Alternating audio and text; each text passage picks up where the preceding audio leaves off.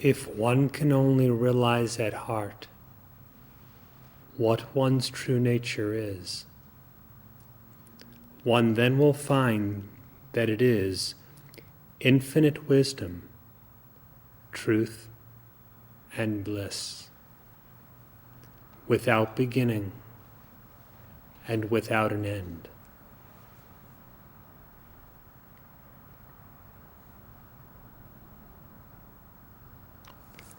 What is Sri Ramana's self-realization? When even Dakshinamurti could express this only by silence, what else can be said about it? Where all words and thoughts turn back, unable to grasp or comprehend, that is this realization.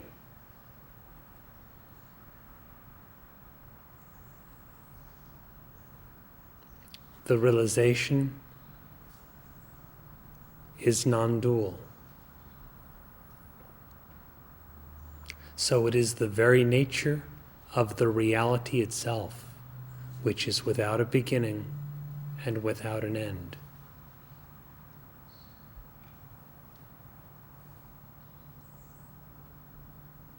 The unborn, the imperishable, is the self. And the one who has realized the self is only that self, and nothing else.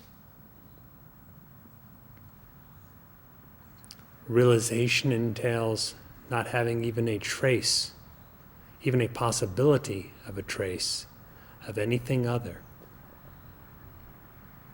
whether it be the notion I, the false sense of individuality, or any kind of this, the notion of an objective thing.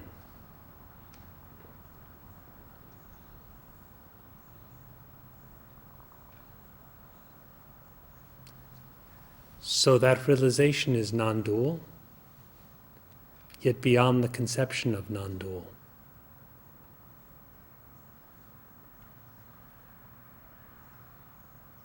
It is infinite, yet beyond any conception of infinite. It is the self, devoid of any conception of a self. And it is utterly transcendent, yet it is without the idea of anything else existing to be transcended.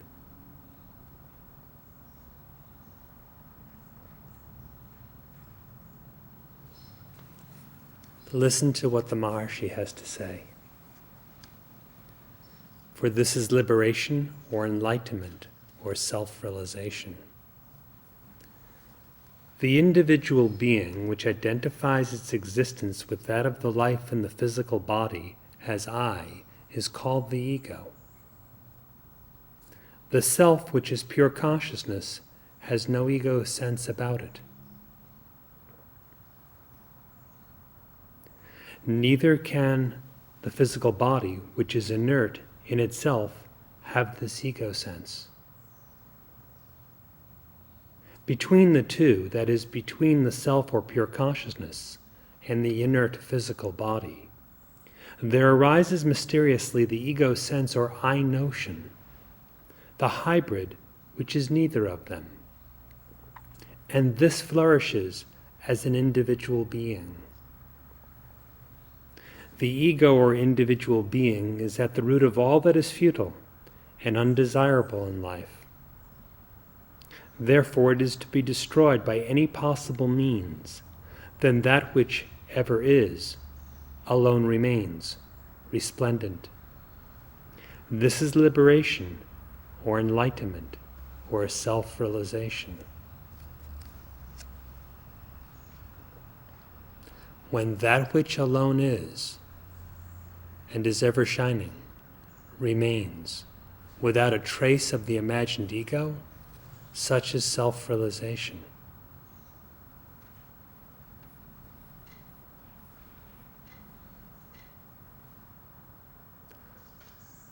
inquire within yourself as to what is it that is called I.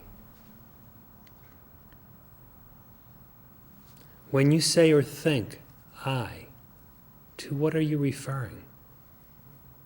To the body?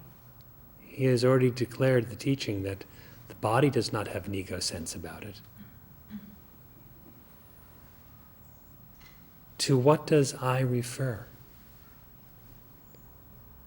To something connecting the pure consciousness with the body? An individual being who seems to inhabit the body?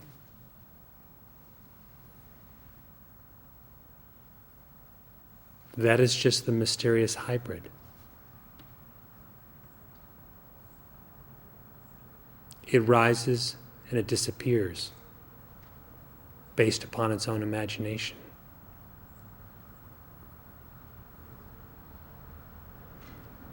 It is not that which ever is and which alone is.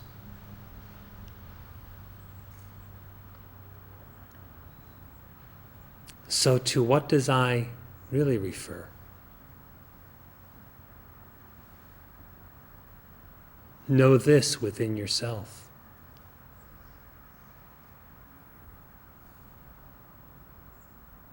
If this is known, the knower, what is known, and the knowledge itself are identical.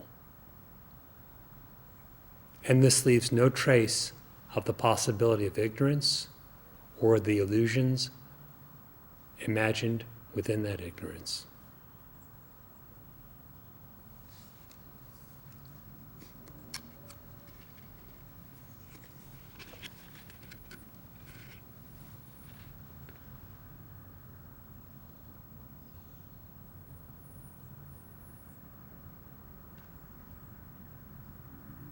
The realization is of the nature of the reality itself. So it neither comes nor goes. It is the eyeless true I.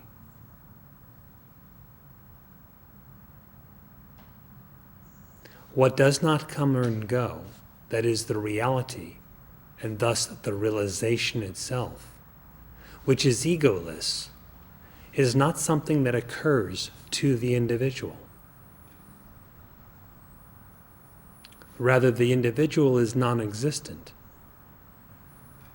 And when this is known, and the innate being shines without delusive obscuration, such is being called self-realization. Therefore, it is not an event or an occurrence. It is not something that happens. It is not in time.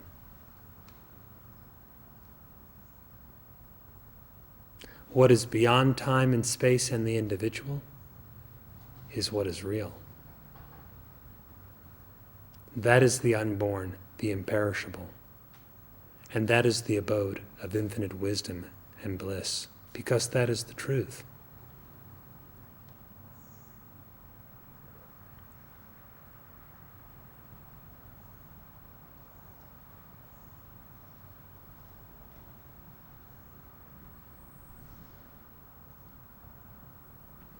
Having realized the truth and abiding perpetually as the truth,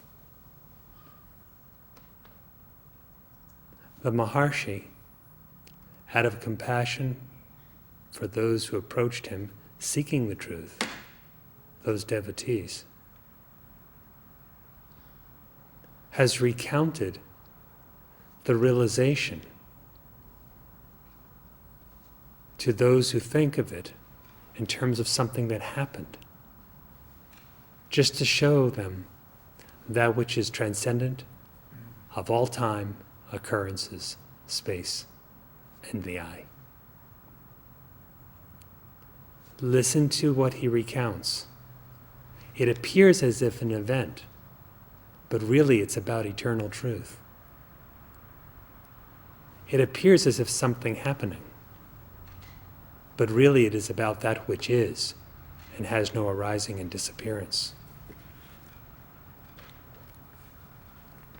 It was about 6 weeks before I left Madurai for good that the great change in my life took place. It was quite sudden. I was sitting alone in a room on the first floor of my uncle's house. I seldom had any sickness, and on that day there was nothing wrong with my health, but a sudden, violent fear of death overtook me. There was nothing in my state of health to account for it, and I did not try to account for it or to find out whether there was any reason for the fear. I just felt I'm going to die, and began thinking what to do about it. It did not occur to me to consult a doctor, or my elders, or friends. I felt that I had to solve the problem myself, there and then. The shock of the fear of death drove my mind inward, and I said to myself mentally, without actually framing the words, "Now death has come.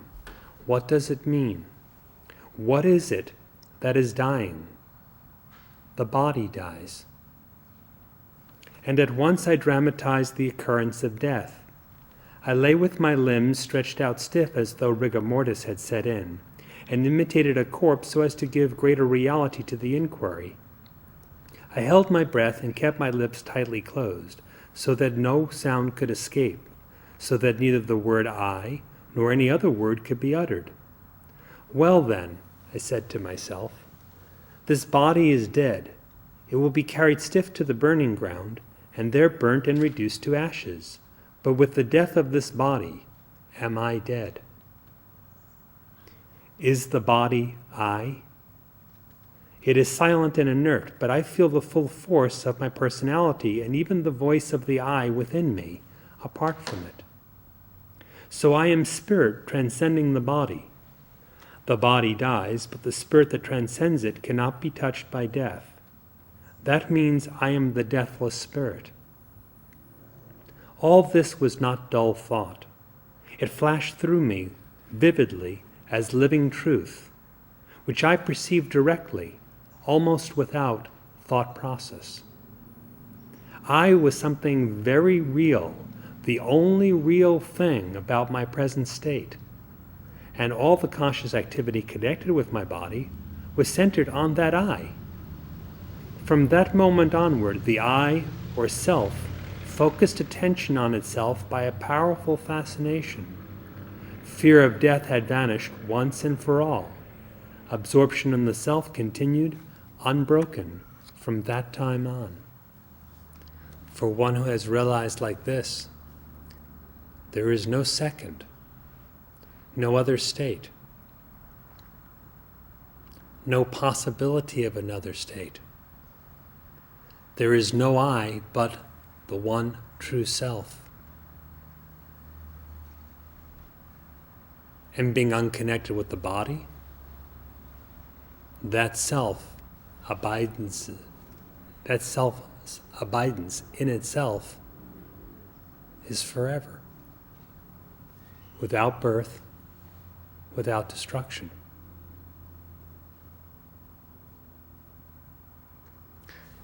In recounting this, it seems as if an event took place. But what actually happened?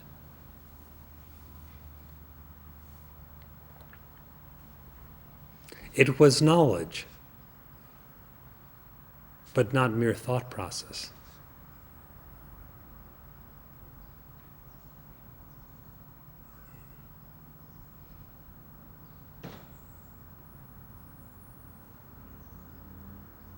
Though the story, as told, begins with someone inquiring, it concludes with just one I that's being, and no individuality. Nothing has happened to the individual. The individual has vanished.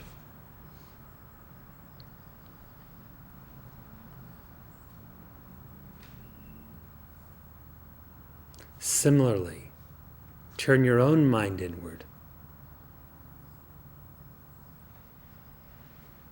The transitoriness of the body that was perceived then is common to all. perceive this for yourself.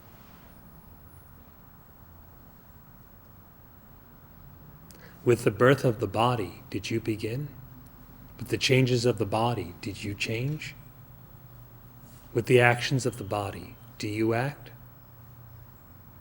With the perishing of the body, do you die? Question like this within yourself. What is merely the body, or what pertains to the body? What really is your identity?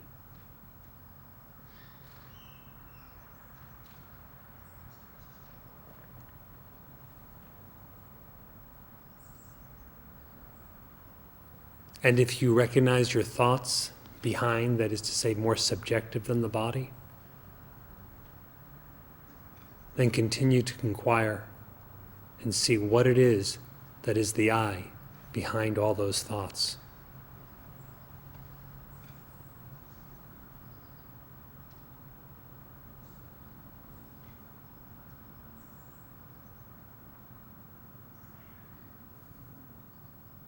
In the inquiry, the inquirer dissolves.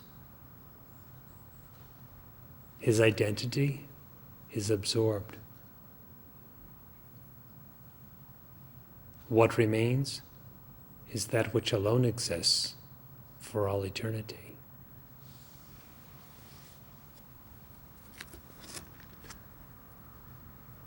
The self alone exists, and the self alone is real.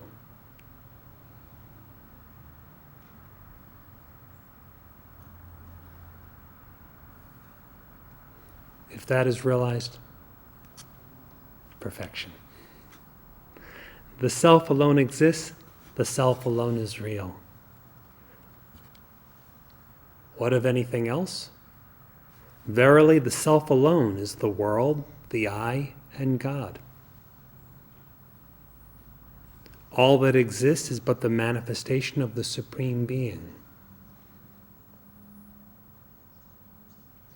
The emphasis here is not so much that the Supreme Being changes into all this, but all that exists, whether cognized as individual, as the world, as God,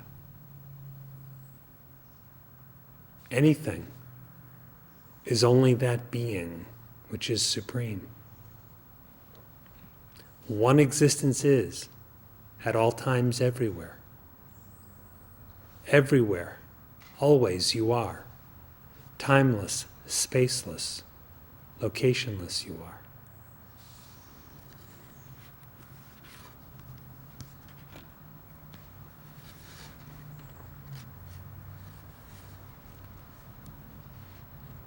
Bhagavan says, there are only two ways to conquer destiny or to be independent of it. One is to inquire whose this destiny is and discover that only the ego is bound by it and not the self, and that the ego is non-existent. The other way is to kill the ego by completely surrendering to the Lord, realizing one's helplessness, and saying all the time, not I, but thou, O Lord, giving up all sense of I and mine, and leaving it to the Lord to do what he likes with you.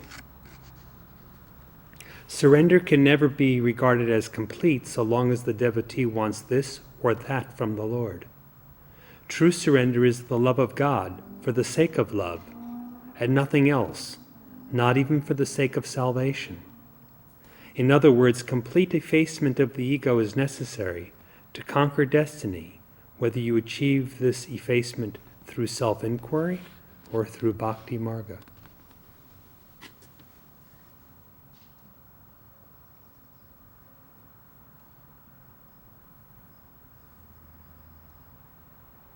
To abide egoless is the natural and true state. To dissolve the ego is spiritual practice, whether this takes the form of inquiry or surrender. It's not inquiry so I can be something. It's not surrender so I can obtain something. That would just be a bigger imagined ego. The surrender is effacement or dissolution of the ego. The inquiry is similarly a destruction or dissolution of the ego. Without that dissolution, some unknown destiny, the effects of the previous ignorance of the ego, manifesting as karma, seems to roll the ego about. And the individual who identifies with that ego is perplexed accordingly. The only thing that can be done for liberation from that delusion is, as the Maharshi reveals, bring about the destruction of this ego sense, which is but imagination. Inquire and see the ego and his experiences are not real, or recognize the supreme power of God and abandon all care for the ego, without claiming anything as I or as mine. Then all attachment is gone. So unhappiness has been removed, and peace is preserved. Because without the ego, you abide as the changeless, absorbed in that.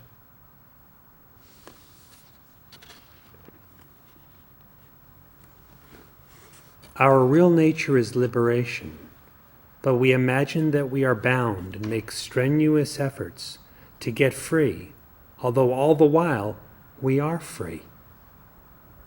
This is understood only when we reach that state. Then we shall be surprised to find that we were frantically striving to attain something that we always were and are. An illustration will make this clear. A man goes to sleep in this hall. He dreams he has gone on a world tour and is traveling over hill and dale, forest and plain, desert and sea, across various continents, and after many years of weary and strenuous travel, returns to this country, reaches Tiruvannamalai, enters the ashramam, and walks into the hall. Just at that moment, he wakes up and finds that he has not moved at all, but has been sleeping where he lay down. He has not returned after great efforts to this hall, but was here all the time. It is exactly like that. If it is asked, why being free we imagine ourselves bound, I answer, why being in the hall did you imagine you were on a world tour? Crossing hill and dale, desert and sea. It is all in the mind, or Maya.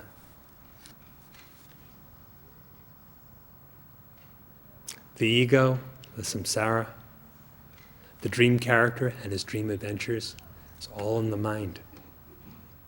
Maya, illusion, the stuff of imagination. You are not now other than the self, nor are you at a distance from the self. You are always the self, abiding in the self. Put an end to imagination. That is all that is required. There is no obstruction to self-realization, for there is no other thing to obstruct. There is no distance to self-realization because there is no second self that ever broke apart from the one real self. That is, you have no second identity.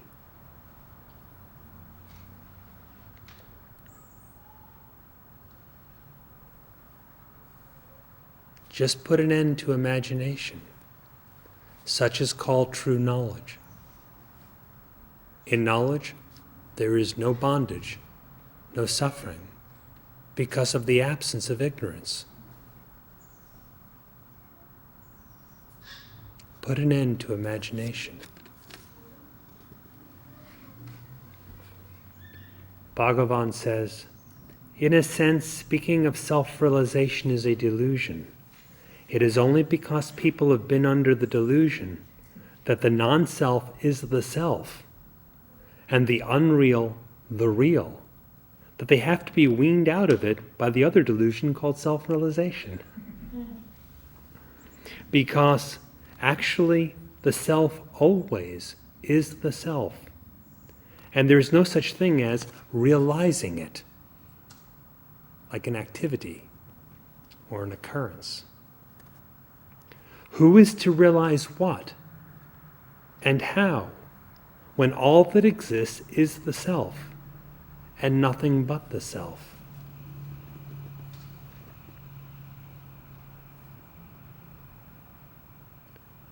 Self is only being, not being this or that. It is simple being. Be. And there's the end of ignorance. Such wisdom, such grace, such truth truly taught, such silence.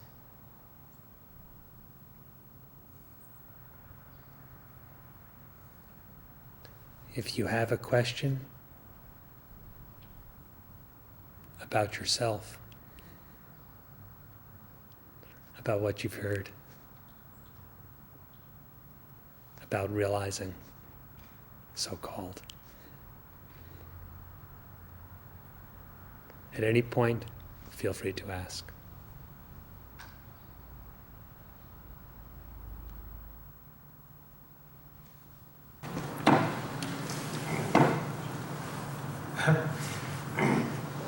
That was actually quite an interesting reading. And I think,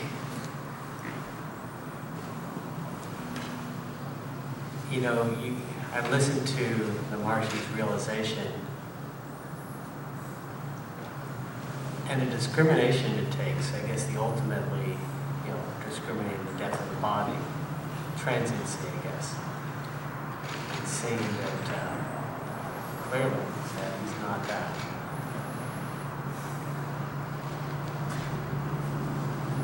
And I hold on to these stupid kind of, trivial things. And I was kind of thinking, what is, I had like these excuses, because I've been so busy or something, I actually relatively have a lot of things kind of squished into kind of a small time frame. I've been interviewing a number of companies. The entire universe is like that.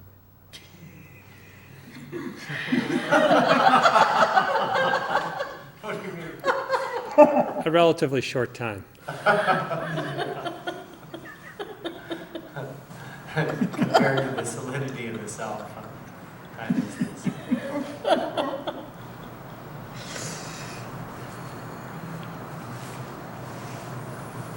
And I don't know, it's just kind of almost, and I've had some really good meditations, and maybe that's why kind of any ignorance kind of stands out also, right? But it just feels like any attachment to wanting something, right, to go a certain way. And because the bottom line is no matter what job I would get, it wouldn't determine my happiness, positive or negative. I mean, relatively, some of the less challenging jobs would allow me more time for meditation, sitting meditation.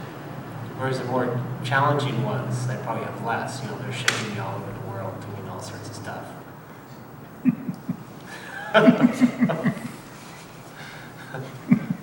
Whatever would be the situation, would you be in it?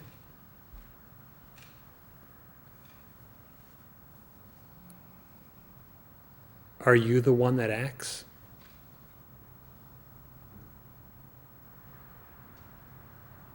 Either see that there is a greater power that is doing everything, and your own body is but an instrument in it with which you have no connection.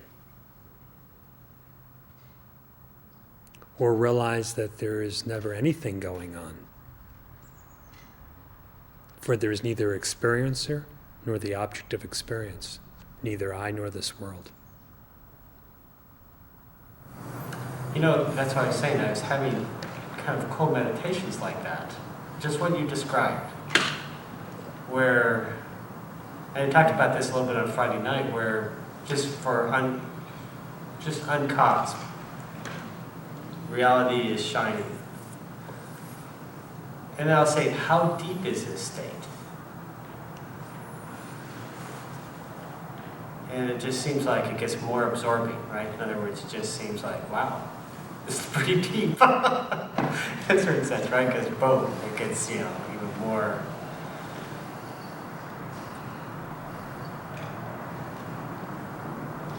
So in a certain sense, yeah, nothing's going on in that. But then, I think I have to move or I have to act. Is that the same I?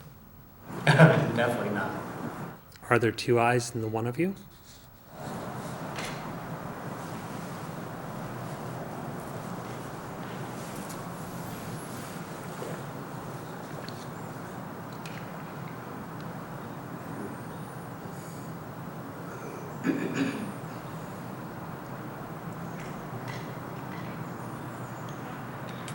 Yeah, there's not two running around,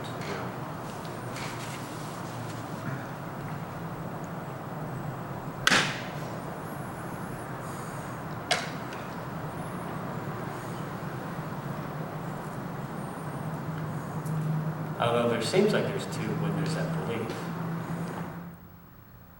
Does that seeming to be two occur to another one, a third one?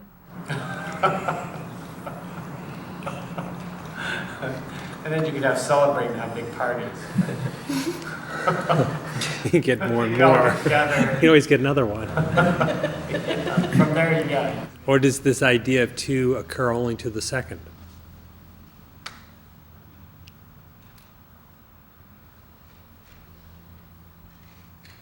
Only occurs in the second. Doesn't occur to the first. Then the notion of an ego only occurs to the ego and not to the real self.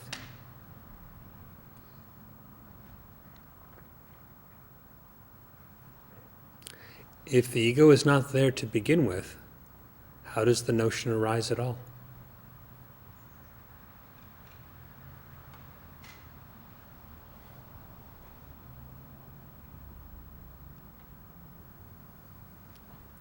If we say the real self, which is eternal, is abiding, and then another one seems to rise up or appear, but that appearance or rising up only occurs for it and not for the real self. In other words, it's its own delusion.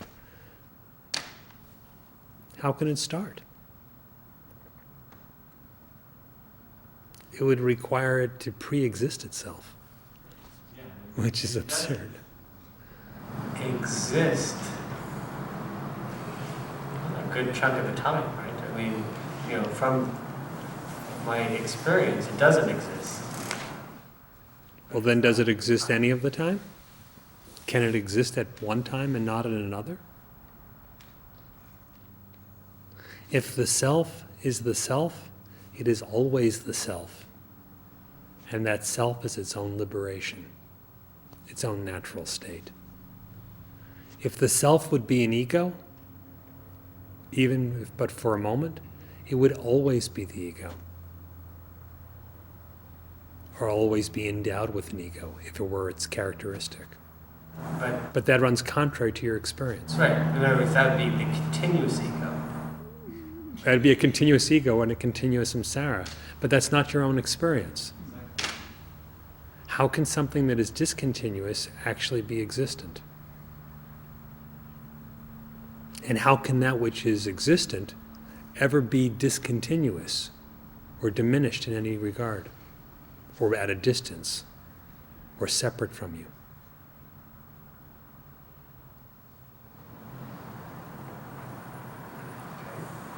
Yeah, it seems like that.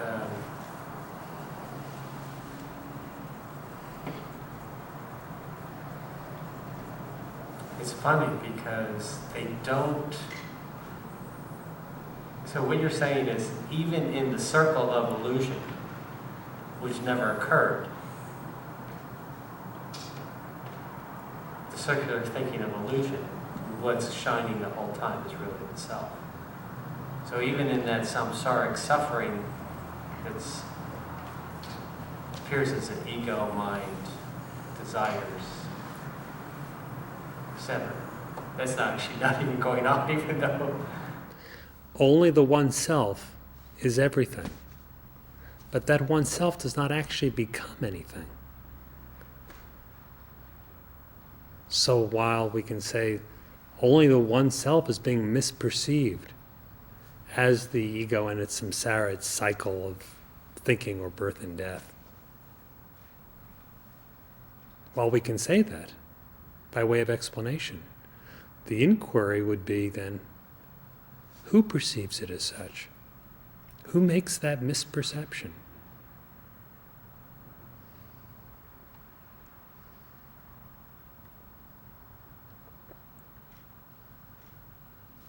The misperception has the misperception? Is that possible?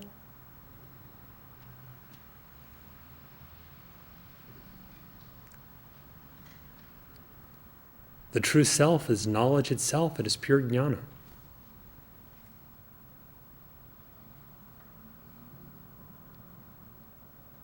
It can have no ignorance. As the Maharshi was saying, is pure consciousness and has no ego sense about it.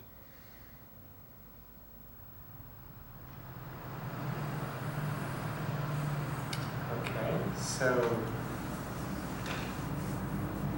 obviously that is said always from the depth, not because anything real has to be experienced from the real, right? That's true.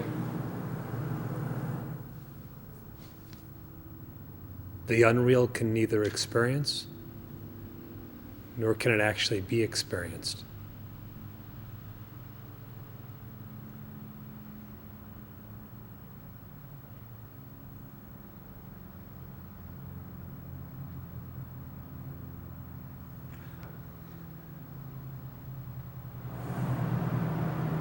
So given that though, even if there was that circular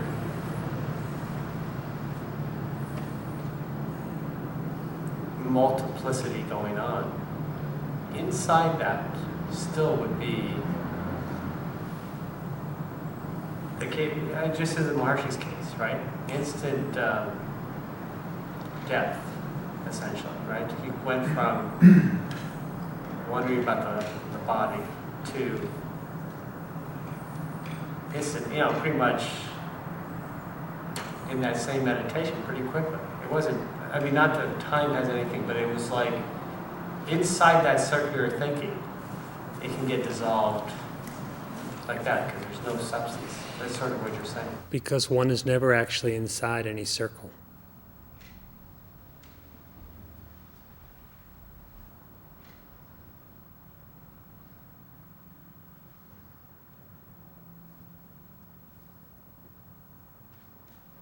The snake can disappear because there is no snake, there is only a rope.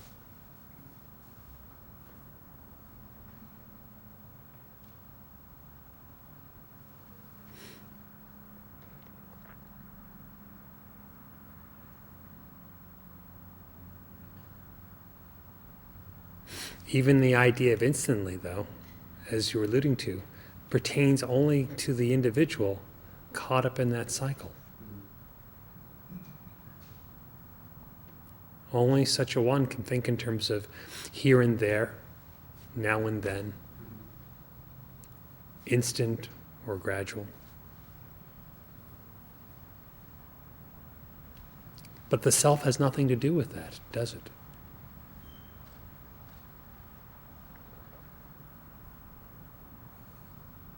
Earlier you were alluding to the fact that the real alone can know the real. The self alone knows the self. The non-self never knows the self because the non-self does not exist and has no knowing capacity. So the non-self doesn't quickly or slowly come to a knowledge of the self.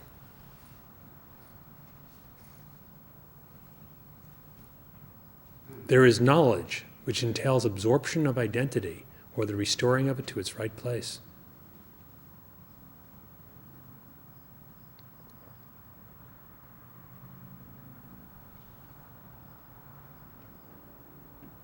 The bondage and the one who was bound are not real.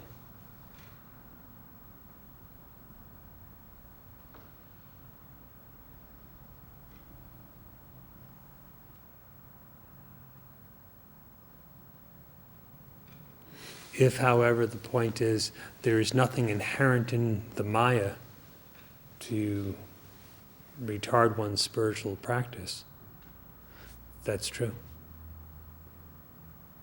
Depth and intensity of inquiry determine everything. But that depth is right there, always. I mean, there wouldn't be... Right where you are.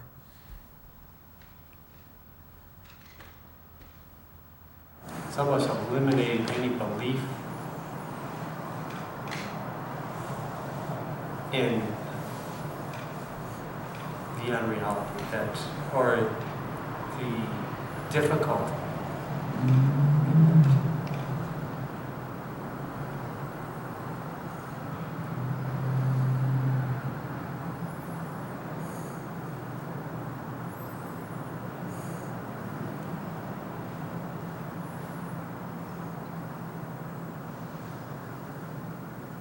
But it is quite amazing, though, that you could sit down or lie down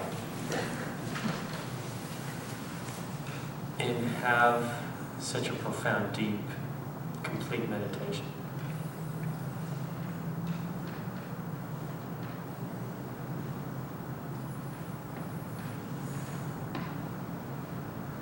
But it must happen all the time, in a certain sense. In the sense that whoever realizes ultimately in the same essential manner. Not necessarily lying down on your uncle's floor, but in terms of what is realized and the realizing, as we call it, that is always the same.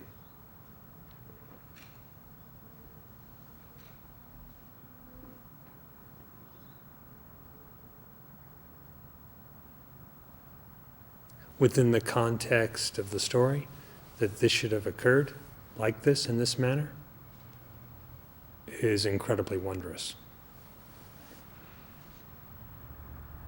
That the realization should be with this one inquiry and steady abidance or absorption from that time onward, that's very wondrous.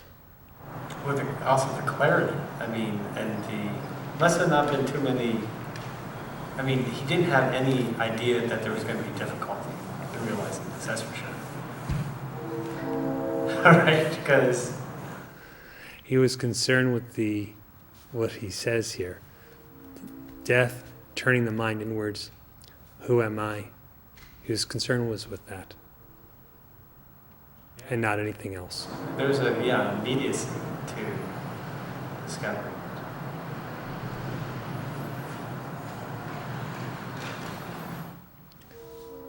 As he has described it, there was urgency, there was immediacy.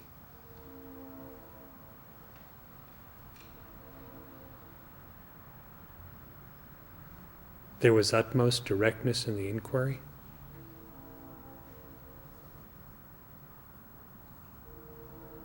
And the absorption or abidance was absolute and complete.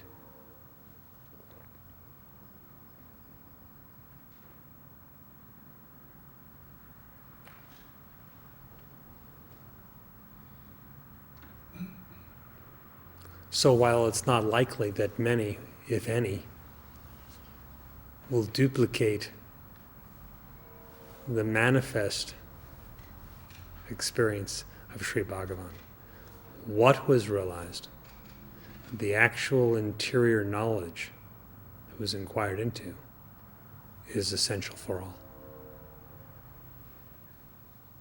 Listening to Ramana recount his self-realization, I started to think about in terms of my self-realization. So I started to ask the question, well, who is it that's going to get realized? Who is this one who's apparently unrealized? And what I find is that I make up somebody who's not realized.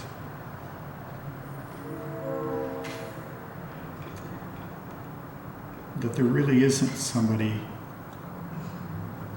who's in that state.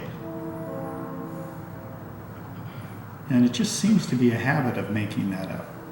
That sort of keeps a momentum going with it.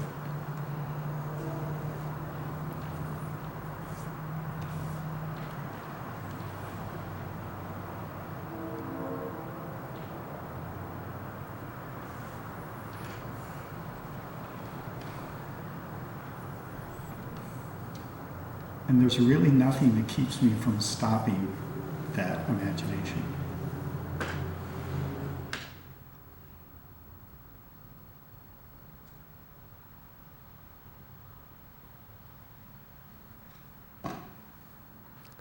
How will you cause it to cease?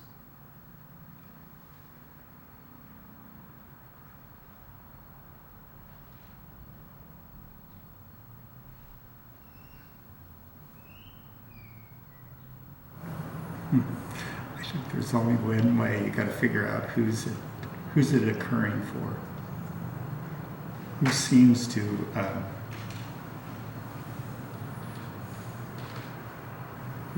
be doing something? Who seems to be thinking?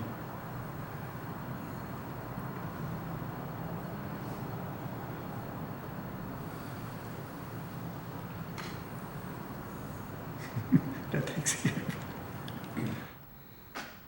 Yes, find out who you are and examine finely, with precision, the ways in which you misidentify, the forms that that I seems to appear in.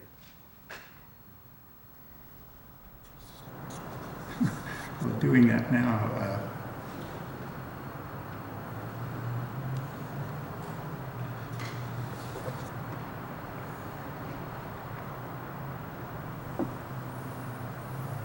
okay, I was going to say, it seems like there's little flickers of some form starting to arise, but I think I'm already too late at that point. I've missed for whom are they arising, because I can see that apparent idea of a form might arise, or some might. You never miss. No. It's not a race in time, Okay. except in the sense that all things are transient. You want to realize before that their transience expires, yes. Thank you. Transience expires, yes.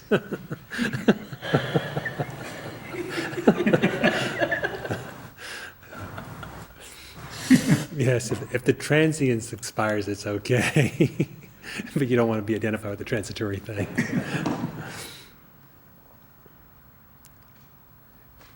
It is not a race to catch it in the manner of saying, you're too late.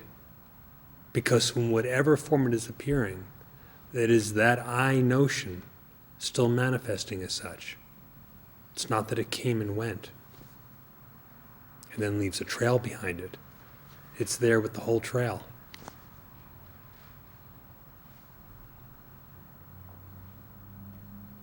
So if you find some form of a definition as a mind, as a body, as the conglomerate of these things, as some attribute or activity that belongs to these things, some quality of these things, if you find your misidentification with that, start your inquiry right then and there. Can I be these? Why do I take myself to be these things? Who is it that takes himself to be these things? Like that.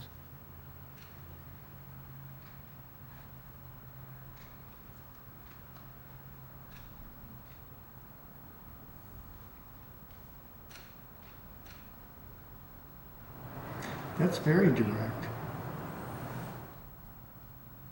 And the same true self is constantly existing.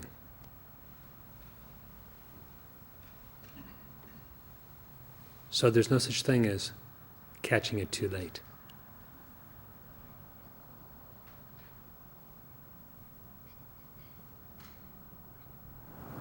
To say that you were catching it too late would have to say that for some moment the self wasn't there, and somehow there's like a blank. It's like this mysterious blank that you would have to say happened.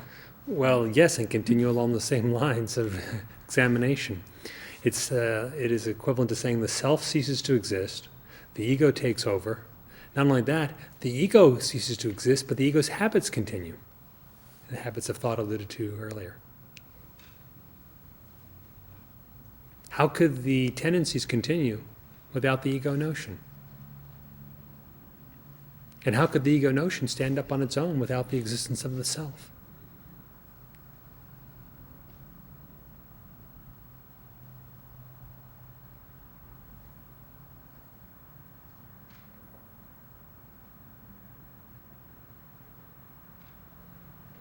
The whole idea of too late is as ridiculous as too soon. Yeah,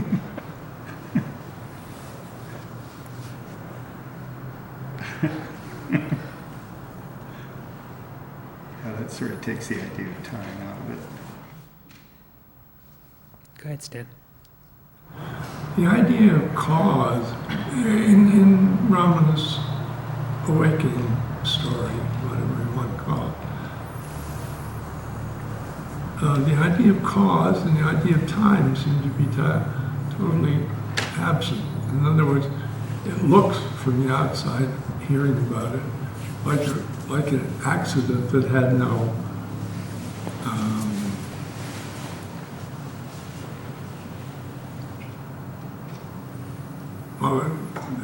he had no previous cause, had no previous, and he said in other places that his sadhana must have gone on in some other form. But as far as that story goes, it sounds so accidental that... Divine, but not accidental. What? Divine? Divine, but not accidental. Well, yeah, I don't know what an accident would be, but nothing appears to have led up to it in the story of Ekatma. I don't know what I'm asking here, but those two things, time and cause, seem to play no part and seem to be just ideas that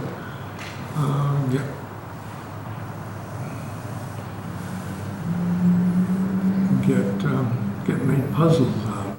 So the story of self-realization is really a timeless one, isn't it? No mere accident. It'd be better to say the whole world was an accident. Or a mistake.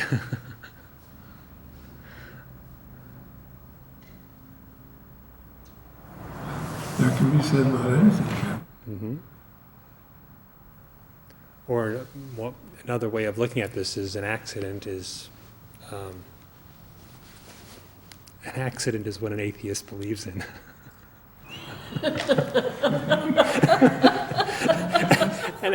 An accident is what an atheist believes in.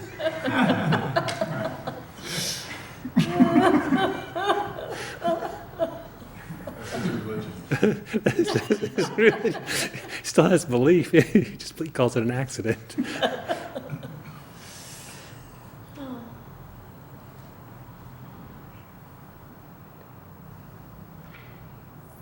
You can dispense with both time and cause, though, can't you? And consider what realization is. Perhaps that is why the Maharshi has not given a cause, but has spelled out the process of self-realization and the inquiry that yields such self-knowledge. Because it is truth and does not pertain to the individual but transcends the individual, it is timeless. And because it deals with reality, it has no other cause.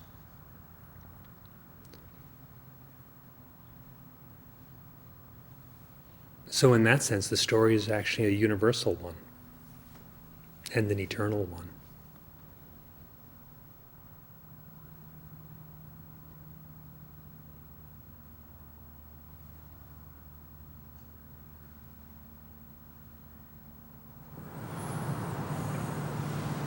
So looking for any sequence in time or cause is simply a delusion. No, it's better to look to what he imparted, what he revealed, the truth of it. Be free of imagination.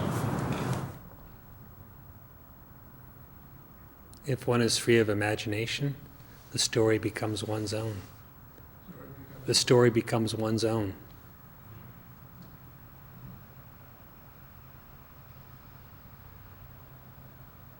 But then one has abandoned all other stories about oneself.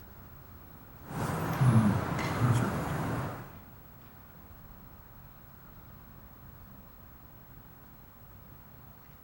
Thus we see the similar story repeating in Nachiketas in the Katha Upanishad with his interview with death. Or Markandeya, when Shiva for him gives death a kick in the chest, according to the story.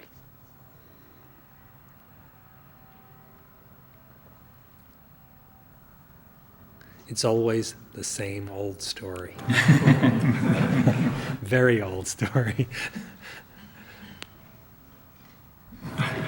In listening to the Maharshi's recounting, I didn't get a sense that he was suggesting anyone try to follow relatively in his footsteps. So I was trying to listen to who was it that he was speaking to and how and why. And in other words, to put myself in the place of the recipient of his advice rather than try to duplicate his particular reaching it. And it's the use of the word delusion and so on, I don't know what his original words were, but just the tone was like, if you were speaking to someone who was very mistaken or confused or upset or even insane, you could see a whole gradation there. He was very clearly saying it is not necessary to see it that way. Mm-hmm. And then the one who hears it would have to want to stop seeing it that way and feel a resonance with the advisor so that there was a lot of trust and belief, more than the trust and belief in that person's previous assumptions. And with that combination of wanting to see it, there'd be no way that within the delusion, any of the logic of the delusion could be helpful. So it would be more detaching from the delusion, as if to let it run down on its own steam, as if it was something. But there'd be no, if the crazy person thought he was Napoleon, there'd be no way to, start acting like Napoleon to get out of his illusion. He'd have to stop just the whole thing. And now, in his dream, as it were, he may see a few events wind down, but he trusts the advisor, the Maharshi.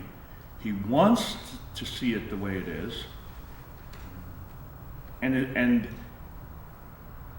he doesn't try to know through this thinking mechanism that his illusory character had. He just tries to know with his heart directly. That is true.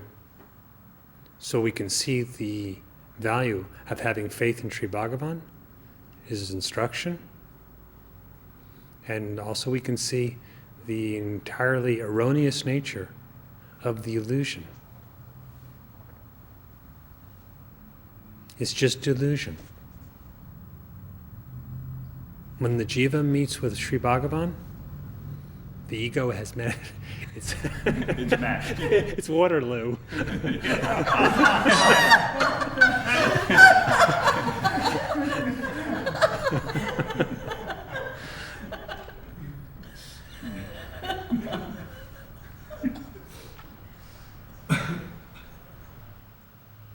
The action or karma of it is destroyed.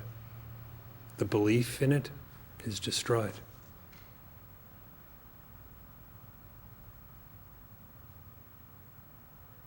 You can speak of it as winding down, but really it's the disappearance of a dream.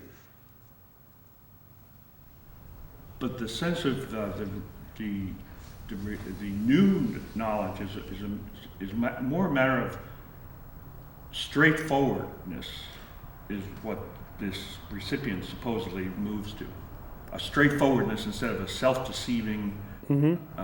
Because he intensely desires it, hence the desire for liberation, which becomes the desire for self-realization or self-knowledge once we know that liberation lies within.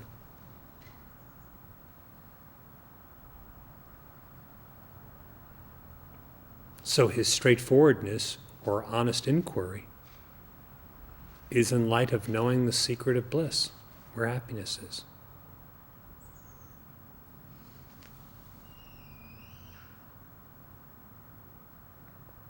Knowing that bliss lies in that, one makes every effort for it, quite naturally. And the effort consists in the destruction of the previous delusion.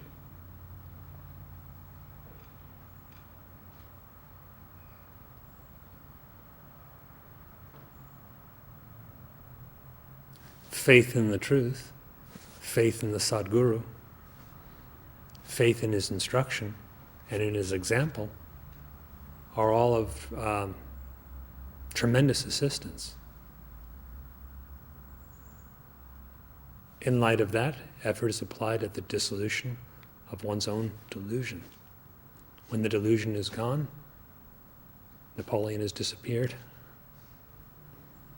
The individual or jiva and his bondage have both proved to be unreal.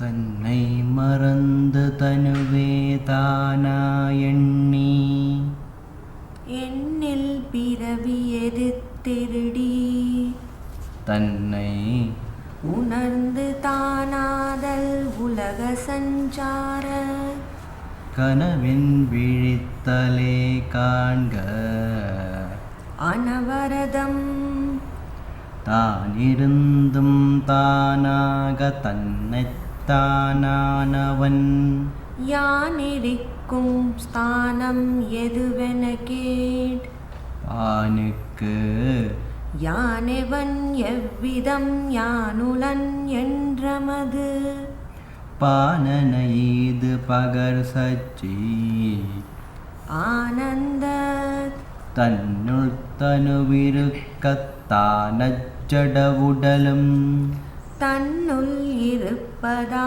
தானுண்ணும் அன்னவன் சித்திரத்தின் உள்ளுலத சித்திரத்துக்காதார வஸ்திரமென்றெண்ணுவான் போல்வான் வஸ்துவாம் பொன்னுக்கு வேறாக பூஷணம் உள்ளதோ தன்னை விதித்து தனுவேது தன்னை தனுவென்பான ஞானி தானாகக் கொள்வான் தன்னை அறிந்த ஞானி தரிப்பாய் தனதொலியால் எப்போதும் உள்ளதோ ஏகான்ம வஸ்துவே அப்போதவ் வஸ்துவை ஆதிகுரு செப்பாது చెప్పిత్ தெரியுமா செய்தனரேலவர் செப்பித் தெரிவு புல்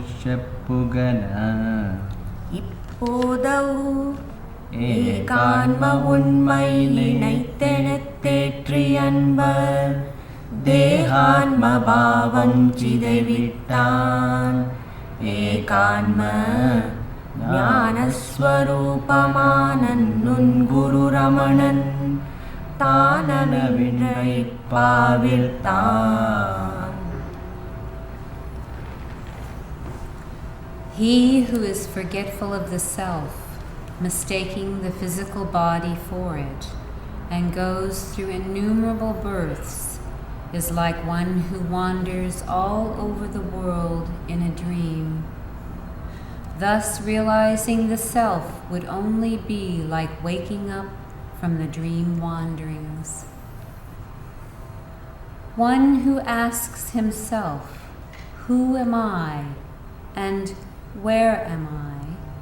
though existing all the while as the self, is like a drunken man who inquires about his own identity and whereabouts.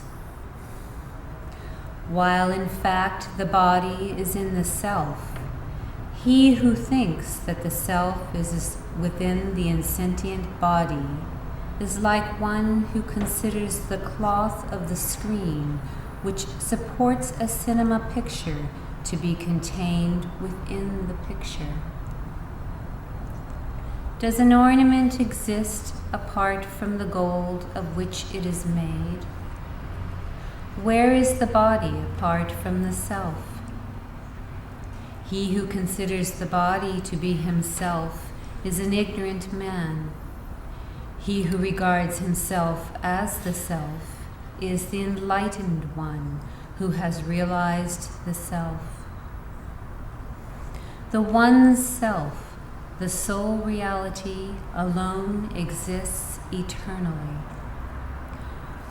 When even the ancient teacher, Dakshinamurti, revealed it through speechless eloquence, who else could convey it by speech?